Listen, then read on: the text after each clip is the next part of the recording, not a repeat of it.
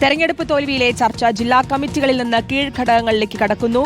മേൽഘടകങ്ങളിലെ പോലെ ഏരിയ തലത്തിലും അതിരൂക്ഷ വിമർശനങ്ങൾ ഉയർന്നു.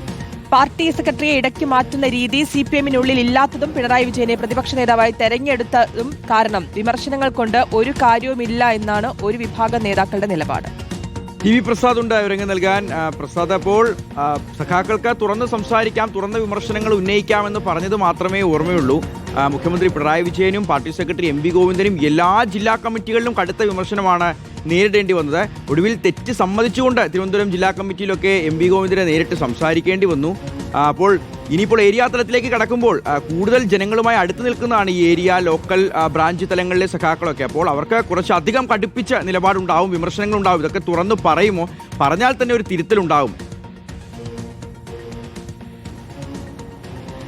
ഷിഹാസ്, ശ്രുതി, അത് തന്നെയാണ് CPM-ൽ ഏറ്റവും പ്രധാനപ്പെട്ട ഒരു സംഘടനാ രീതി എന്ന് പറയുന്നത്. അതായത് മേൽഘടകങ്ങളിൽ ഉദാഹരണം CPM സംസ്ഥാന സെക്രട്ടേറിയറ്റ്, സംസ്ഥാന കമ്മിറ്റി, ജില്ലാ സെക്രട്ടേറിയറ്റ്, ജില്ലാ കമ്മിറ്റി തുടങ്ങിയ ഘടകങ്ങളിലുള്ളവർ പാർട്ടിയുടെ നേതാക്കന്മാരായിരിക്കും. അവർ ഏതാണ്ട് എല്ലാവരും പൂർണ്ണസമയ പ്രവർത്തകന്മാരായിരിക്കും, പൂർണ്ണസമയ നേതാക്കളായിരിക്കും, പൂർണ്ണസമയം പാർട്ടിക്ക് വേണ്ടി നീക്കിവെച്ചതായിരിക്കും. അതുകൊണ്ട് തന്നെ വലിയ നേതാക്കളെ മുന്നിലിരുത്തിക്കൊണ്ട് അതിരൂക്ഷമായ ചർച്ചകൾക്ക് സാധാരണ ഈ പറയുന്ന സംസ്ഥാന സെക്രട്ടേറിയറ്റ് ആയാലും സംസ്ഥാന കമ്മിറ്റി ആയാലും ജില്ലാ കമ്മിറ്റി വരെ സാധാരണ ഒരുമ്പെടാറില്ല.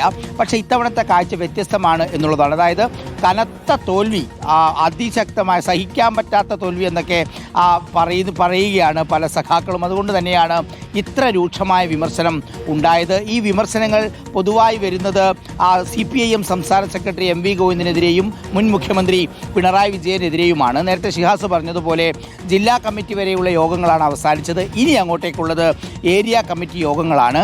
Area committee, local committee, branch, ഈ 3 ഘടകങ്ങളുടെ പ്രത്യേകത നേരത്തെ ഷിഹാസ് പറഞ്ഞതുപോലെ തന്നെയാണ്. ജനങ്ങളുമായി നേരിട്ട് ബന്ധമുള്ള, നേരിട്ട് വീടുകളിൽ പോയി സംഘടനാ പ്രവർത്തനം നടത്തുന്ന, നേരിട്ട് ജനങ്ങൾ പാർട്ടിയുടെ പ്രശ്നങ്ങളെക്കുറിച്ച് സംസാരിക്കുന്ന ഘടകങ്ങളാണ് ഇനി വരാനുള്ളത്. ഏരിയ കമ്മിറ്റി, ലോക്കൽ കമ്മിറ്റി കഴിഞ്ഞ് ബ്രാഞ്ചിൽ കൂടി എത്തുന്നതോടുകൂടി യഥാർത്ഥത്തിൽ വലിയ തോതിലുള്ള വിമർശനം പാർട്ടിക്കെതിരെ ഉയരും എന്ന കാര്യം ഉറപ്പാണ്. അതുകൂടി തയ്യാറാക്കിക്കൊണ്ടാണ് ഇനിയിപ്പോൾ ഇലക്ഷൻ്റെ റിവ്യൂ റിപ്പോർട്ട് തയ്യാറാക്കുക. കഴിഞ്ഞ ദിവസം എം വി ഗോവിന്ദൻ തിരുവനന്തപുരം ജില്ലാ കമ്മിറ്റിയിൽ പറഞ്ഞത് കുറ്റമേറ്റുകൊണ്ട് പറയുന്ന രീതിയിലുള്ള കാര്യങ്ങൾ പറഞ്ഞിട്ടുണ്ട്. പറ്റിപ്പോയ തെറ്റുകളെക്കുറിച്ച് പറഞ്ഞിട്ടുണ്ട്, ശരീരഭാഷയെക്കുറിച്ച് പറഞ്ഞിട്ടുണ്ട്, അങ്ങനെ പല കാര്യങ്ങളെക്കുറിച്ചും പറഞ്ഞിട്ടുണ്ട്. എന്നിരുന്നാലും ഈ തോൽവി എന്നുള്ളത് ഇനി ആവർത്തിച്ചുകൂടാ എന്ന നിലയിലാണ് പാർട്ടി അംഗങ്ങൾ അവരുടെ ഘടകങ്ങളിൽ ശക്തമായ വിമർശനം ഉന്നയിക്കുന്നത്. ഇനി അങ്ങോട്ടേക്ക് ഏരിയ കമ്മിറ്റികളിലും അതുപോലെ തന്നെ ലോക്കൽ കമ്മിറ്റികളിലും ബ്രാഞ്ചുകളിലും ഇത് തുടരാൻ തന്നെയാണ് സാധ്യത. ഷിഹാസ്, ശ്രുതി. ടി പ്രസാദ് പറഞ്ഞ പോലെ തന്നെ അതിരൂക്ഷമായ വിമർശനങ്ങൾ വരും ദിവസങ്ങളിലും പ്രതീക്ഷിക്കാം. ഇതെങ്ങനെ പാർട്ടിയുടെ നേതൃത്വം ഉൾക്കൊള്ളും, ഏത് തരത്തിലുള്ള തിരുത്തലുകൾ വരുത്തും, അതറിയുന്നതിന് വേണ്ടിയാണ് എല്ലാ സഖാക്കളും അതുപോലെ തന്നെ നമ്മളും കാത്തിരിക്കുന്നത്.